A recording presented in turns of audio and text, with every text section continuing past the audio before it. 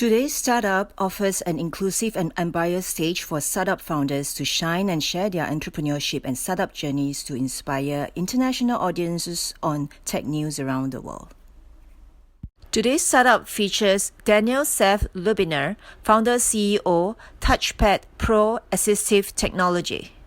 Please share with us a little bit of your background and some of your startup stories, including this current startup that you're working on. Okay. The floor is Actually, yours. this is, thank you. Thanks so much. Cheryl, I always love being in your rooms and where you're, you know, where you're at.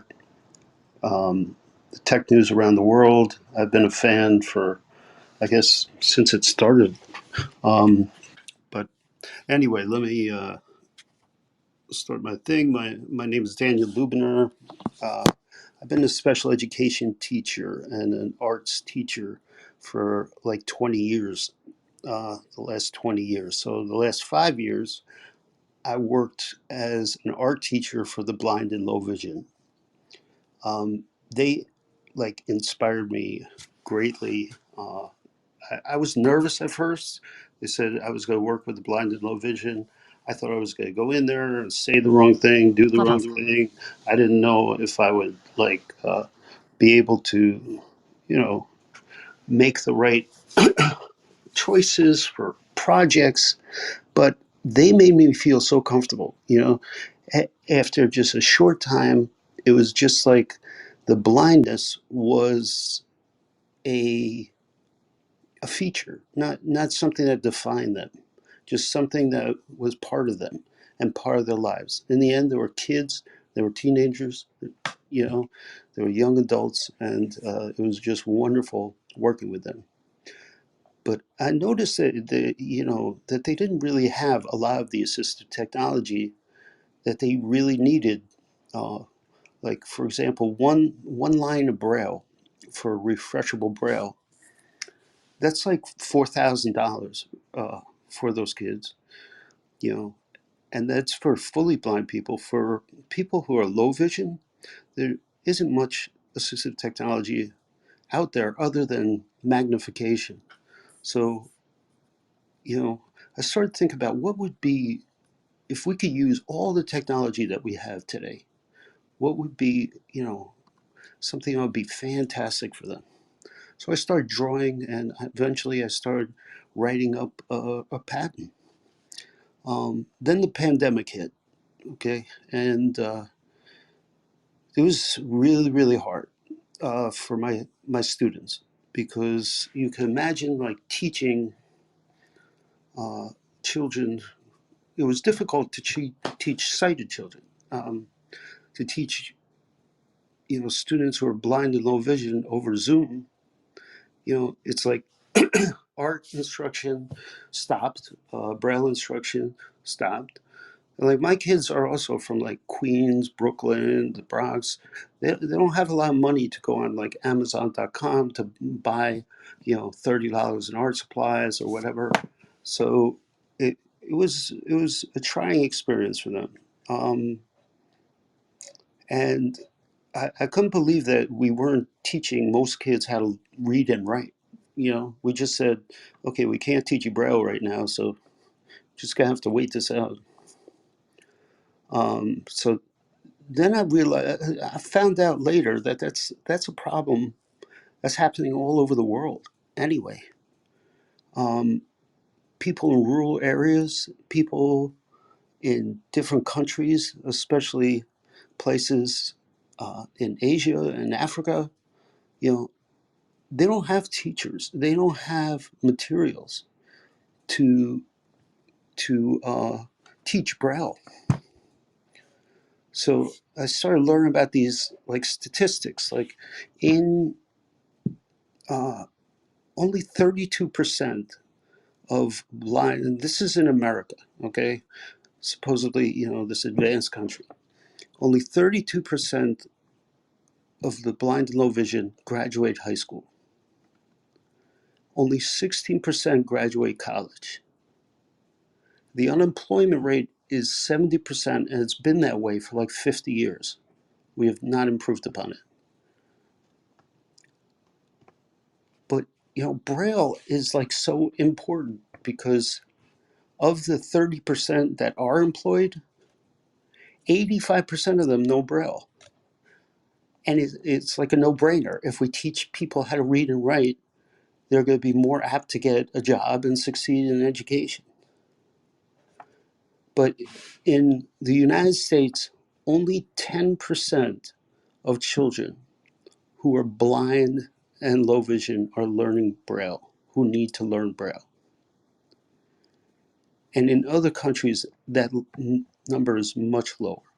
But it's disgusting as it is. We need to do something about this. In India, 1% of children are learning Braille. It's so. Anyway, I'm an inventor with multiple patents that have been inspired by my students. I've founded TouchPad Pro Assistive Technology to revolutionize the lives of blind and low vision with innovative products.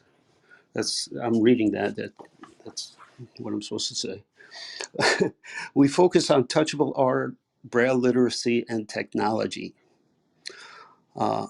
So our product, a real dream product, is the TouchPad Pro. So the TouchPad Pro is going to be like an iPad for the blind.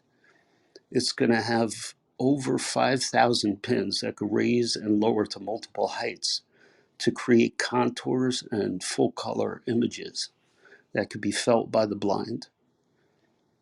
Like imagine taking a selfie and having your face come out of the surface, where you could see your face in full color.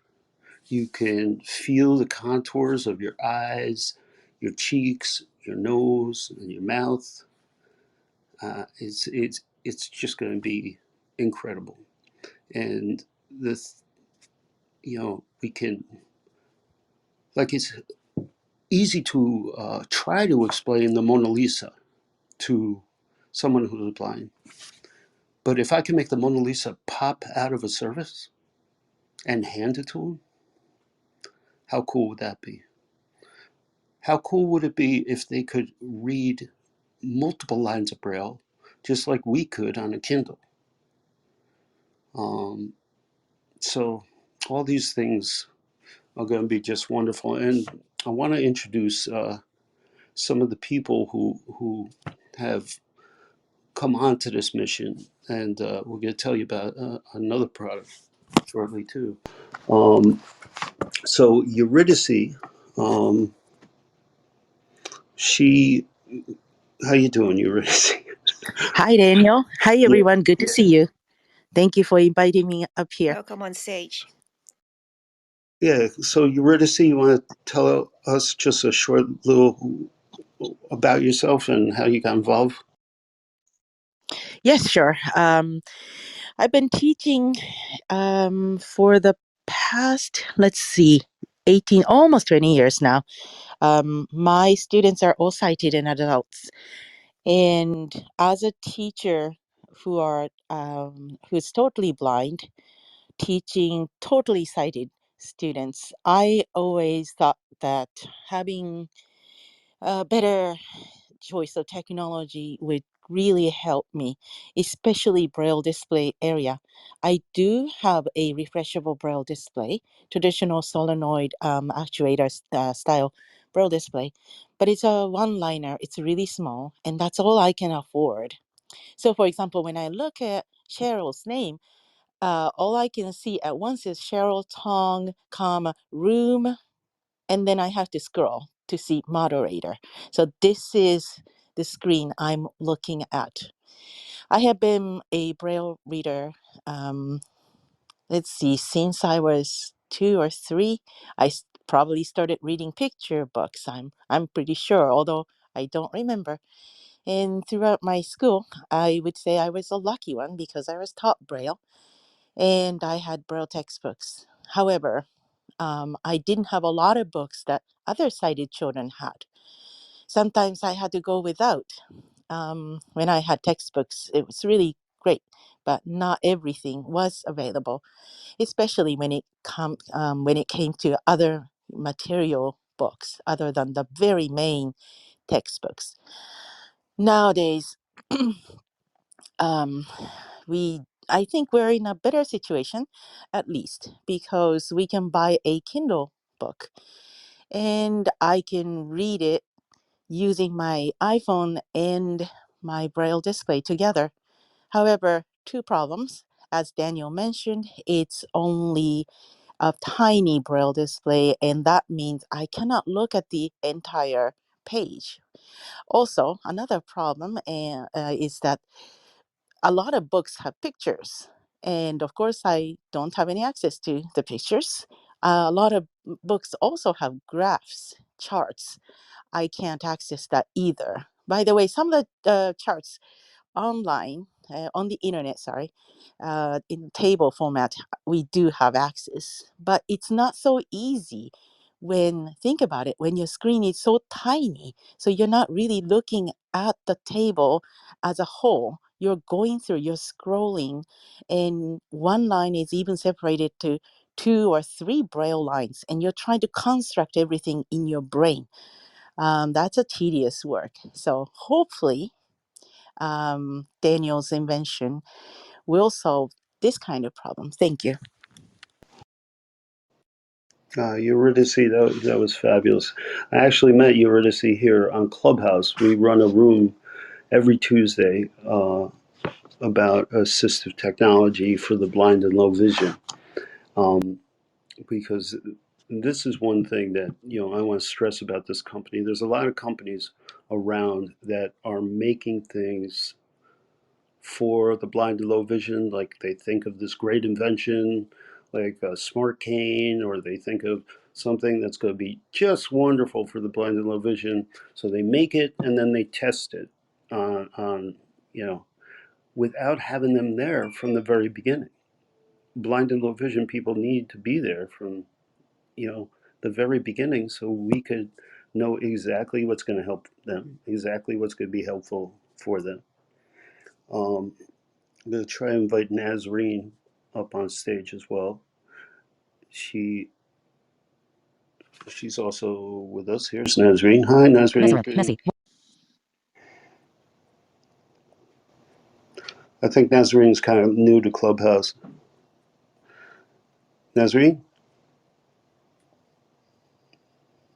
All right, we'll come back to Nazreen. Tara Hello? has oh, there you are. Hey, Oh, how are you? hey, I'm good. Sorry, didn't realize I Uh, was unmuted.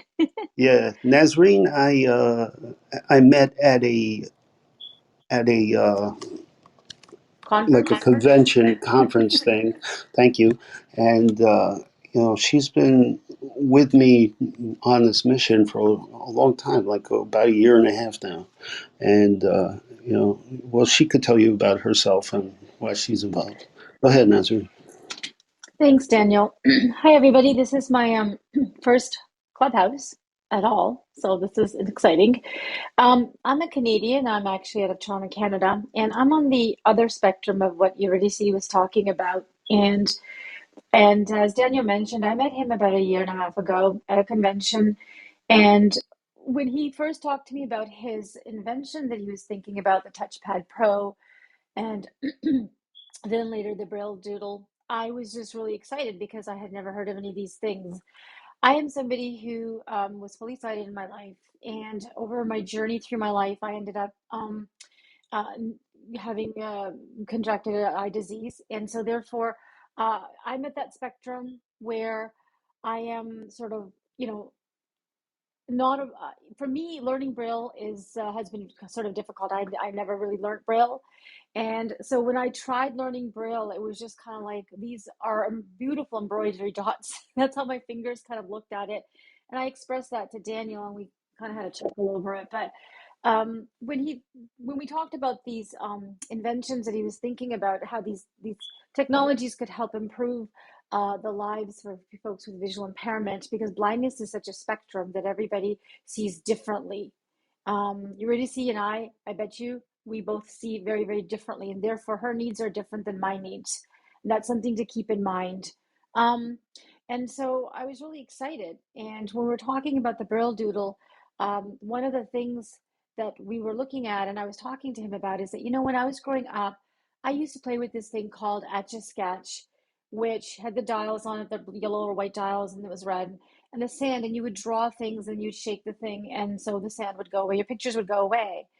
And so when he was talking about the BrailleDoodle, I thought, that would be a really great invention if people would be able to feel what they drew, with this stylus, with the pins and the magnets that would pop up. And that would be really game changer for people who had low vision to no vision. And Yeah, just FYI, you know, we then, just talked about the TouchPad Pro, so the BrailleDoodle oh, is sorry. something that is going to be like our first iteration, but also I think it's going to be pretty cool on its own. Um, and Yeah. Nazreen, we'll come back to you in the Q&A. I just want to get to Okay. Tara as well. But thank you, Okay. Nazreen. Oh, sorry. That was awesome, and it will make more sense when we learn about the Braille Doodle a little bit. Uh, Tara has quickly become like a right hand person for me, just because she's so excited. She's like got that entrepreneurial spirit. So we like talk for hours and hours and plan and plot and how we're gonna get this done. So Tara, take it away. Hi, everyone. I'm Thara. Great to meet you. My background is in software engineering, and I've always gravitated toward making products more user-friendly and accessible. During the pandemic, I frequented a Zoom open mic run by a friend who's blind, and he invited a lot of people who are also blind, who we met through the American Council for the Blind. And I saw how even with many products that are accessible by legal standards like Zoom, the accessible interfaces tend to not be really user friendly to navigate. I got close with some people from the group, and we would do other things, show each other podcasts, videos, all kinds of stuff on the web. And I saw how a lot of the accessible interfaces relied on memorization and a lot of tabbing through. And with the TouchPad Pro, it would be possible to just feel around on one big screen, a laptop size screen, like sighted people look around on screen. And there's endless potential for apps developed in-house and by third parties to optimize the 3D tactile rendering of different types of graphics, whether it's feeling the angle of a face in a selfie, or streets and text on a map and navigation directions, or graphs for an advanced math class. And then using AI, we could help better render it for each person's needs, and all both for what kind of information they want, as well as how they learn. Machine learning can learn how people learn, because a lot of blind people in sighted classrooms, whether it's in a school or in a music class, or for anything they want to learn, their teachers aren't used to how they learn. And same with people with dyslexia or learning disabilities, or some autistic kids and intellectually disabled kids don't pick up information from the environment the same way that most people do. Either it comes in like too much where it's hard to sort through, or too little with visual and auditory information. And Yeah, without getting too complicated, it's yeah, like we see the future of the TouchPad Pro being useful on so many levels, including people with other types of disabilities. Right now we're focused on the blind and low vision, and we're very focused on the blind and low vision. But there is a future, especially as she was saying, using ML and AI. And my son is also on the autistic spectrum, so I would have loved for him to have a TouchPad Pro when he was a kid. I mean, how engaging would something like this be uh, when he was a child, to get him to follow along, learn in a multisensory way. And that's really important. Like, I think this is cool because it also comes from teachers' point of view. Like, we're taught as teachers to try and teach the kids in a multisensory way, because you never know what type of learning style they have. Like, I'm more of a visual learner. I see things in pictures and movies. Someone else is more auditory or tactile, and the different types of intelligences. So these are things we want to address in the future. But one of the things I do want to get to is the BrailleDoodle. So the BrailleDoodle is going to be uh, like an etch-a-sketch for the blind, right? With just magnets, springs, and plastic. It's going to be very affordable because, of course, the TouchPad Pro, it's going to be very expensive to make. That's why a lot of people have told me to give up on it. It's going to be very expensive to sell at first, but we're going to work on getting that price down. But this thing, the plastic thing, will be under $100. And then people will be able to create touchable drawings and learn Braille anywhere. Because with the BrailleDoodle, you could just um, slide on this Braille sleeve, and it could teach you Braille. Like, it could teach any one of you Braille just in your own living room.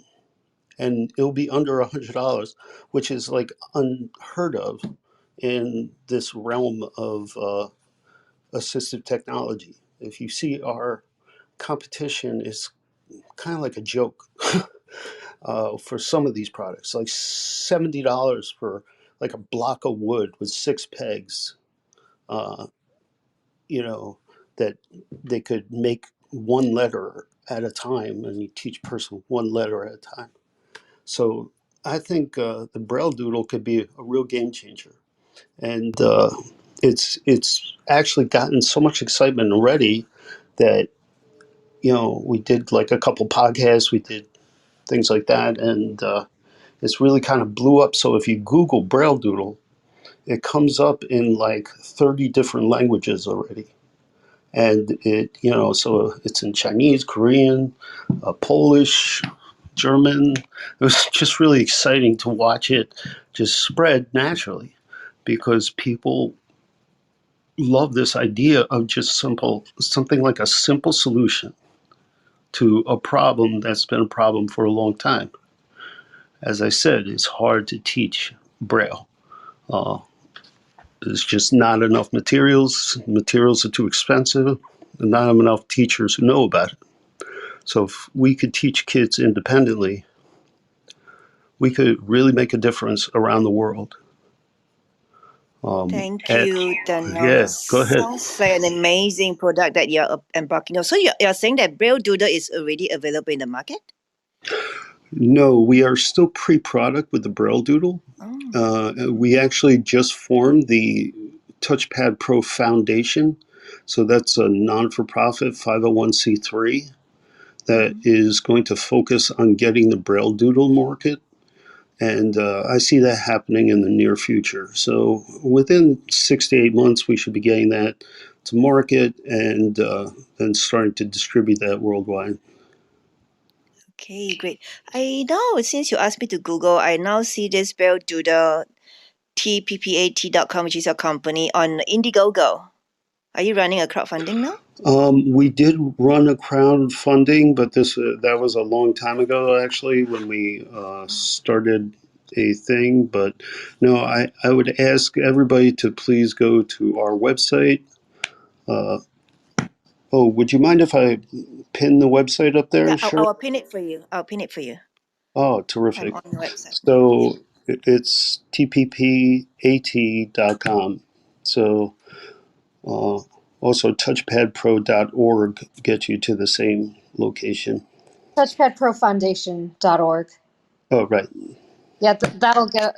go to the BrailleDoodle specific. Well, if they go to this, the tppat.com, then you can see, oh, cool, you get to see the picture of the TouchPad Pro. You could get to the foundation. There's a button to get to the foundation and learn more about that. But we are still seeking investors as well.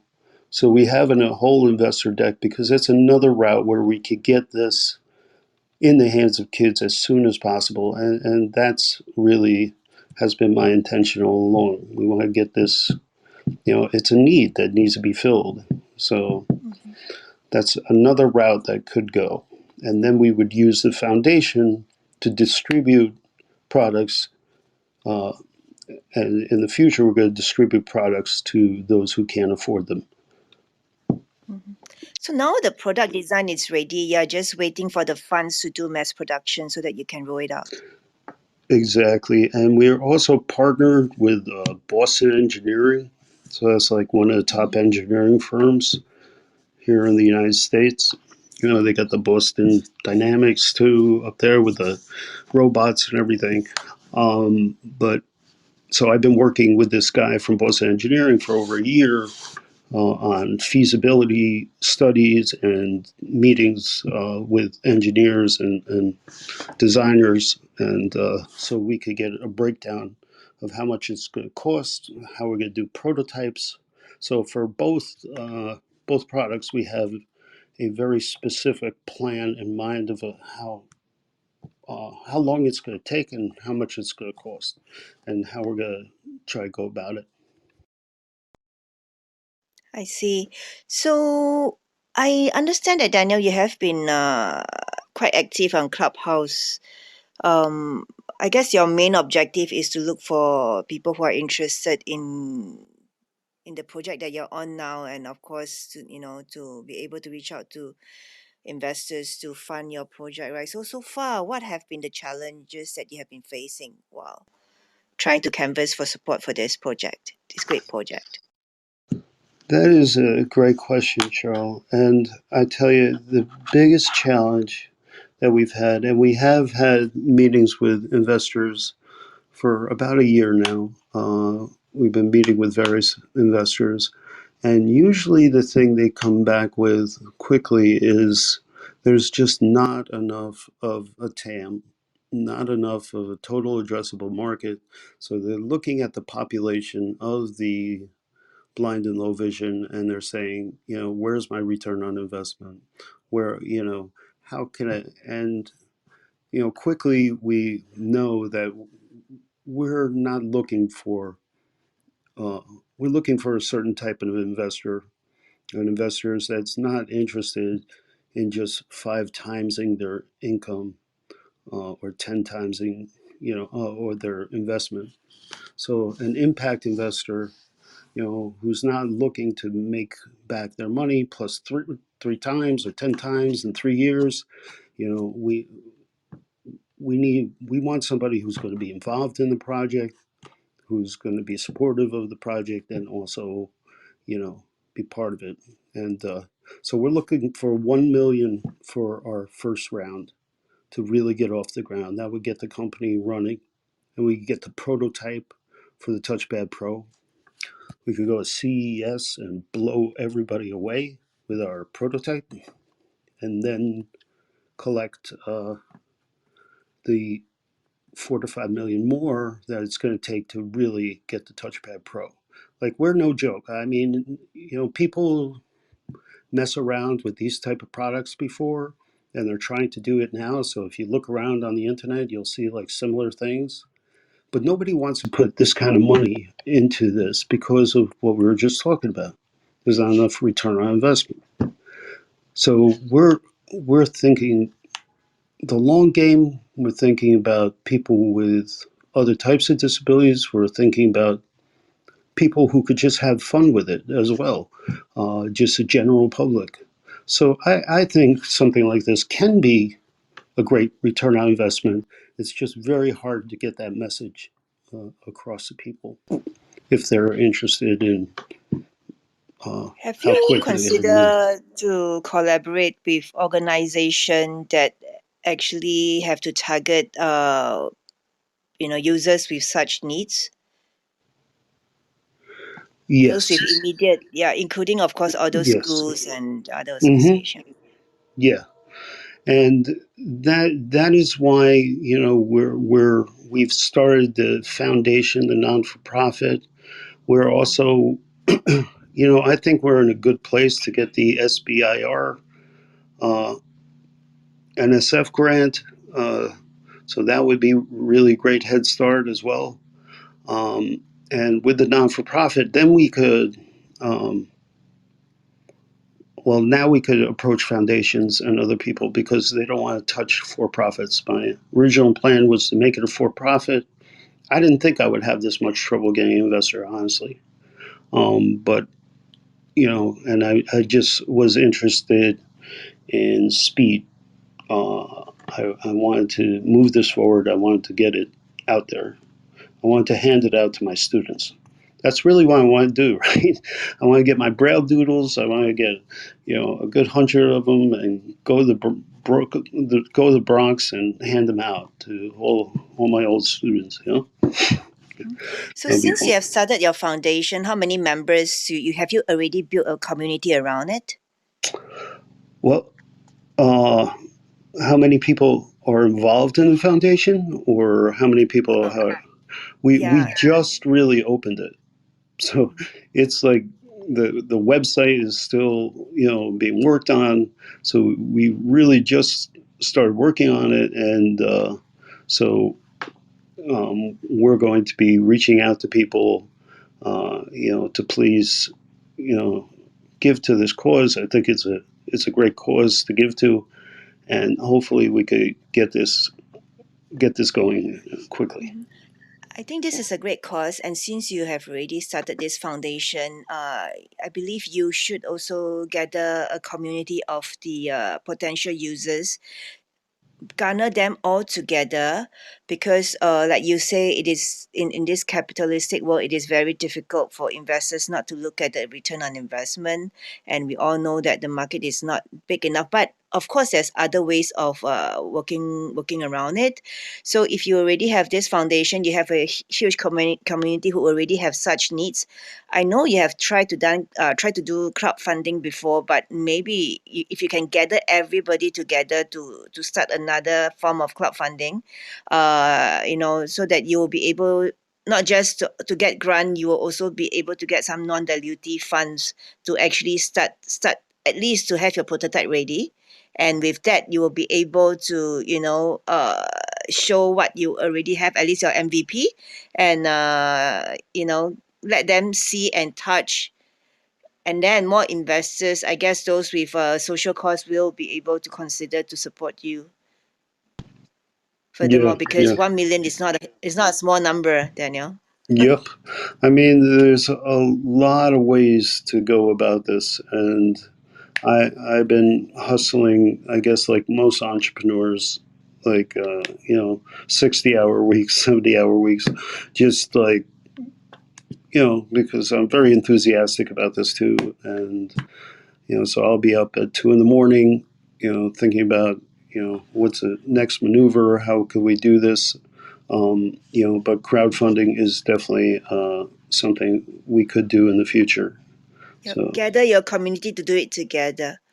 Yes, yeah, we Tara, we you're pushing. actually are gathering a community. Yeah, go ahead, Tara. Yeah, so I was going to mention two things. One, we have a Facebook group uh, called, if you search TouchPad Pro Assistive Technologies on Facebook, that you should be able to find. It's got hundreds of members so far.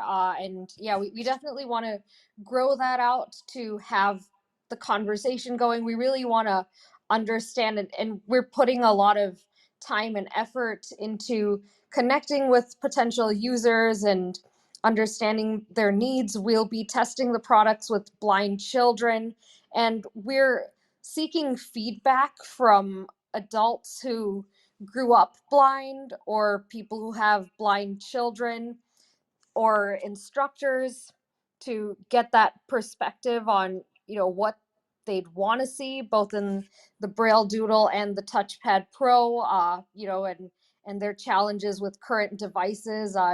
Eurydice has given us so much information and been so helpful, and also in our clubhouse rooms in the assistive technology club Tuesdays at 3 p.m. Eastern Standard Time, which in Asia it'd be like uh yeah pretty late, but we've had people coming in from all over the world, and uh which has been really great, getting those perspectives on all of their needs. And Eurydice's been great about getting people to open up.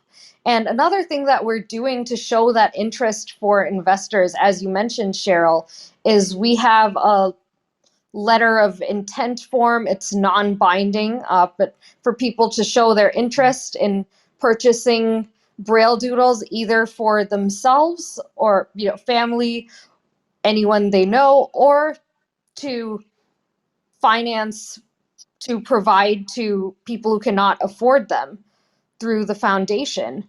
And it's non-binding, as I mentioned. So if you fill that out and then you change your mind later, that's fine, but we just want to show the interest. So reach out to us if that's something you'd be interested in, or if you're interested in providing feedback. We would really appreciate that. And come to our clubhouse room, our Facebook group, all of the above. But most importantly, I think this is too many action tasks. I know. Go to the No website. worries. Yeah, you click Okay. that link up there. Go to the website, and you'll learn all about these different things. And please sign up for our you know there's just a form to sign up for the newsletter, and we'll get that out to you. And I definitely want to leave time too if anybody has any questions. Uh, Yes, sounds good. That's the next part that I want to move into, Daniel. So you're ready for Q&A? oh, of course, yeah. Great. Okay, those in the room, if you would like to ask a question, please raise your hand or back channel me so that I can bring you up. And those that are already on stage, can you please flash your mic if you want to ask a question to Daniel and his team?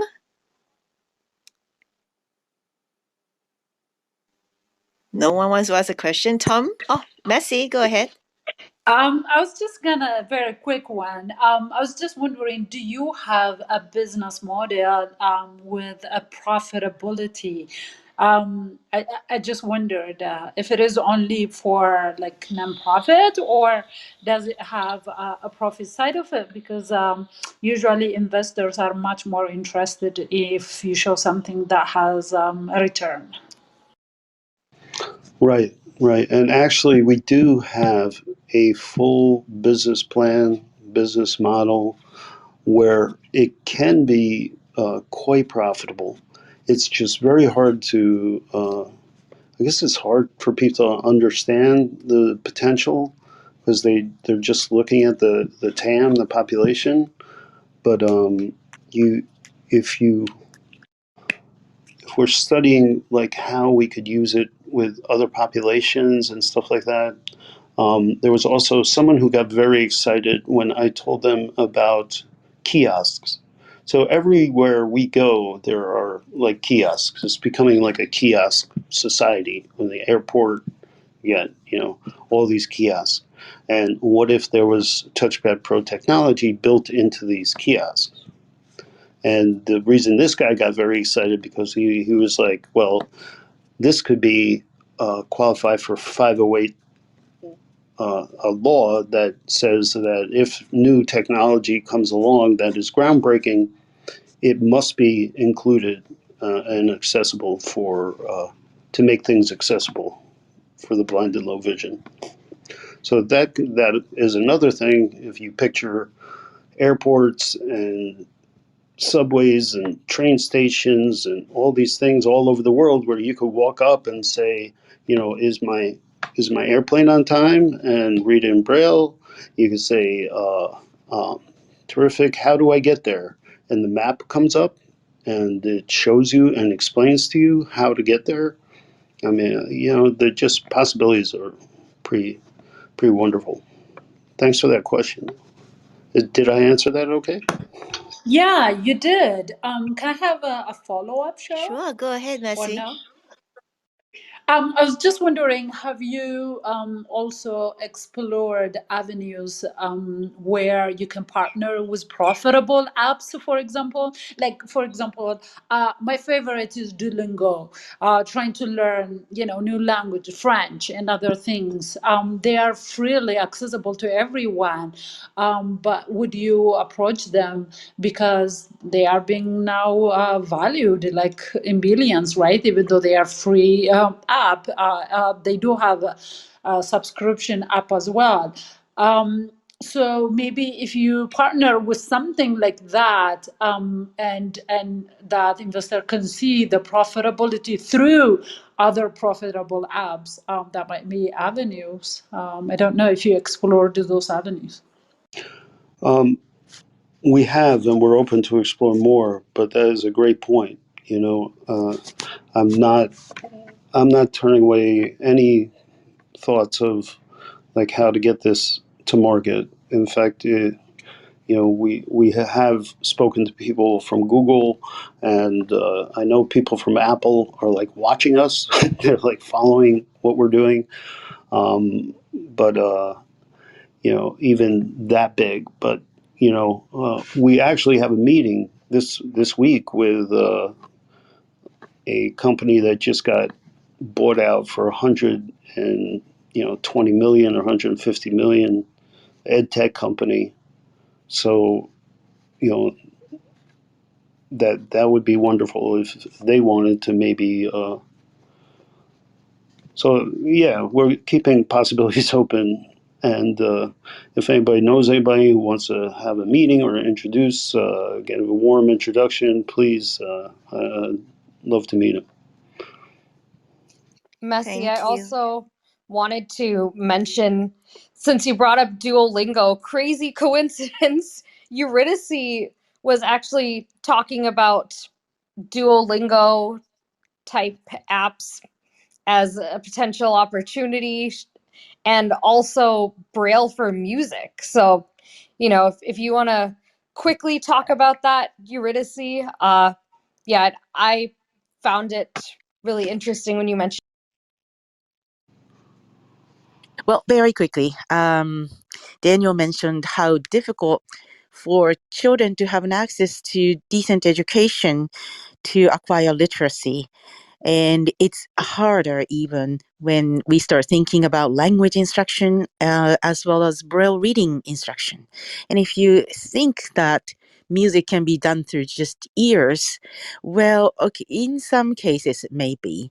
But since I am a classically trained amateur, very amateur, not so good musician, um, trust me, you really, really need to read music. And we do, with current technology, we can auto transcribe regular music into Braille music. So it's here. But again, we only have tiny Braille displays that we can buy. And if you're not so rich, then the Braille display you can afford gets even tinier.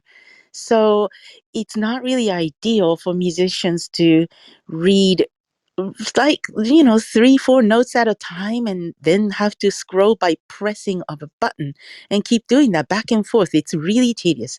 So I really think that this technology will revolutionize. And I would like many people to just think about this. As you know, accessibility is not just an ethical thing to do nowadays. It's becoming low.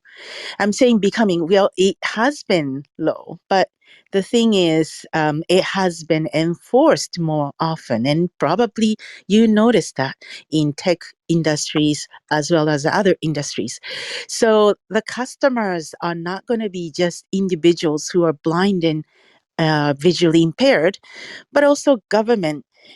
When you go to your government places, there are a lot of places that they should be installing Braille displays.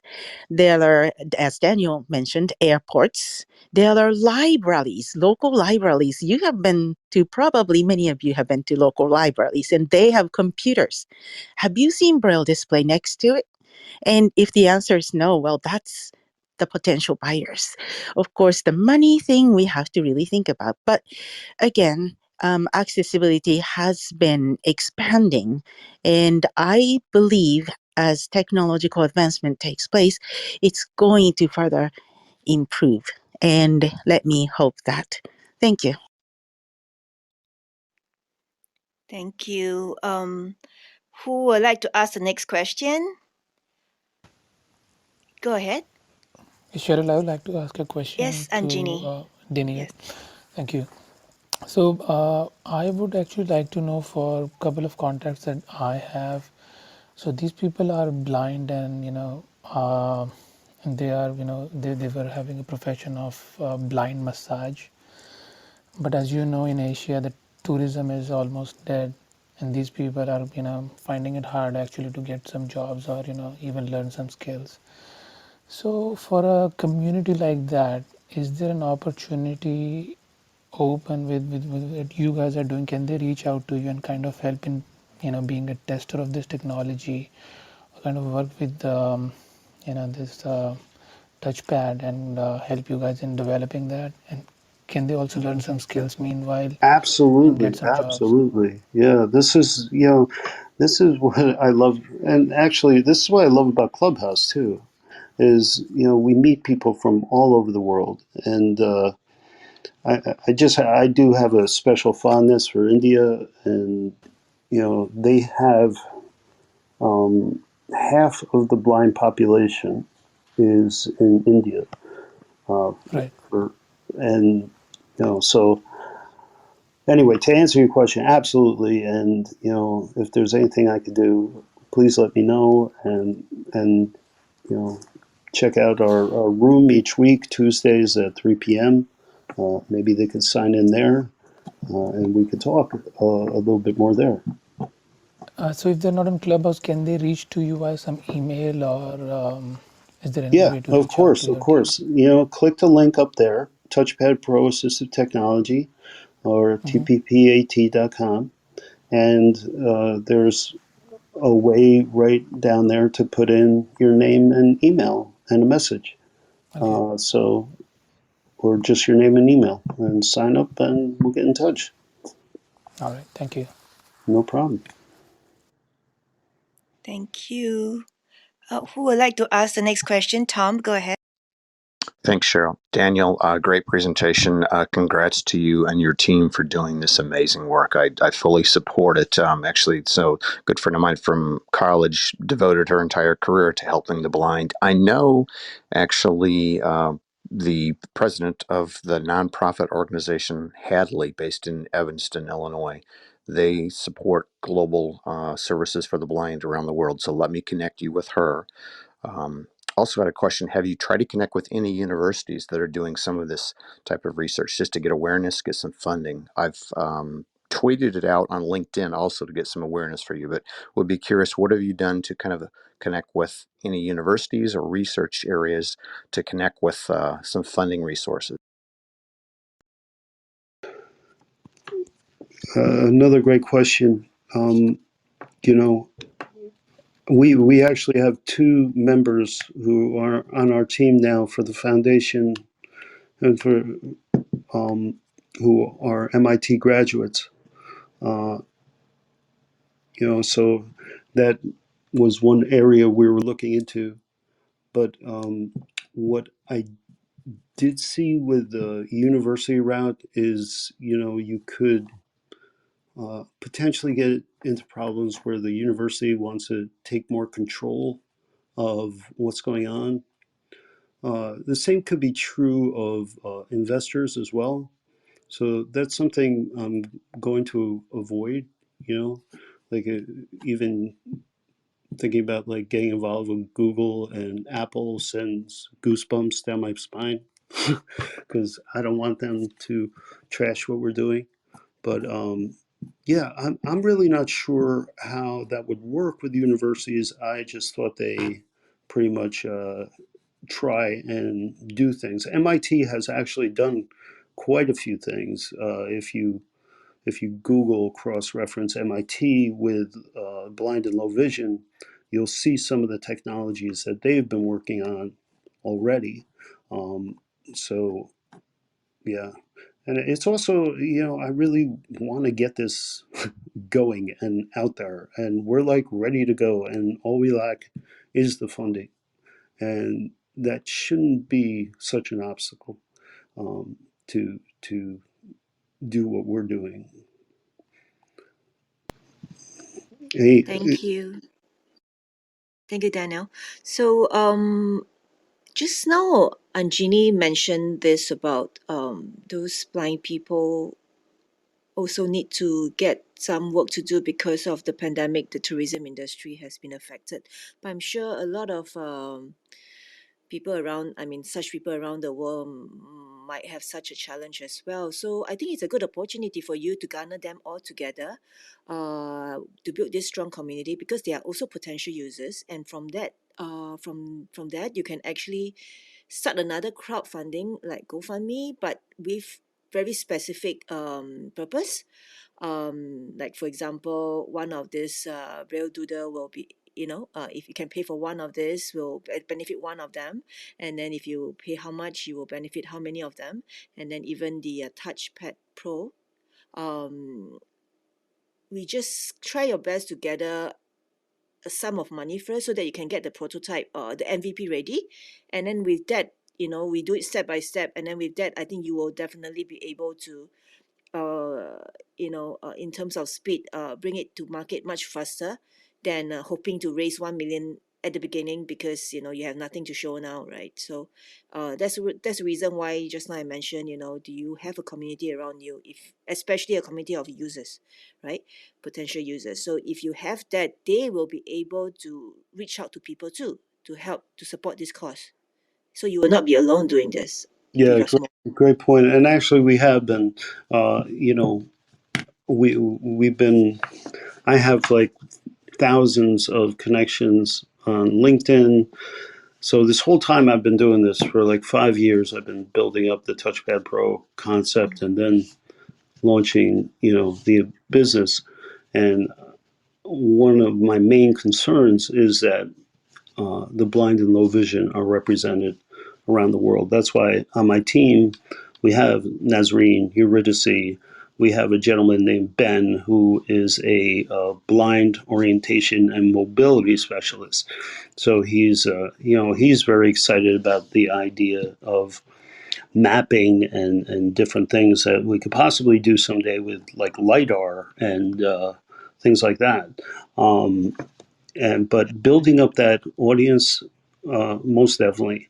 One problem that we do run into, and I think you kind of alluded to it a little bit, is that usually our end user, doesn't have the money to put in for things, so. No, you don't ask the potential user to come up with the money, but at least they can help you with the canvassing. Because remember, I mentioned to you, you can have another crowdfunding effort, but you get them Mhm. involved to help, let them do the canvassing for you at the same time. Oh, right, right. You know what I'm trying to say? So That's they are good. not Yeah, paying for yeah, yeah. themselves, but they are getting people to help to support them to at least eventually get, one or two useful tools that will enhance their life. And I just want to mention, because I also have another, I did today's startup session with Hans, the founder of Be My Eyes. He has a Oh, big right. community of, yes, he has a big community of visually challenged people. So if you can reach out to him and then, see whether there's any chance of doing some collaboration, or maybe just ask him to help you to reach out to potential people who may need such a tool that you're working on. I think that will be a very good way to go as well. Absolutely, absolutely. And I have spoken to Hans before. It's just we're all busy trying to do our own things too. But that's a very good point as far as community outreach. And Yes. that's going to be one of main jobs. That Eurydice, Tara, Nazreen, several other people are going to be working on is gathering more and more community. And yeah, so Yep.